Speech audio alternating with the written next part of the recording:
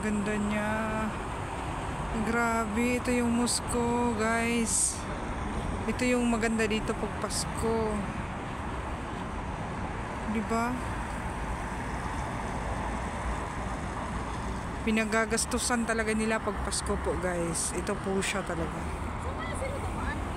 Hindi ko nga alam. Akala ko nga dito eh. Kasi, diba, may nakakita akong tao. Pero wala pala. Sa kabila? Layo na doon, be.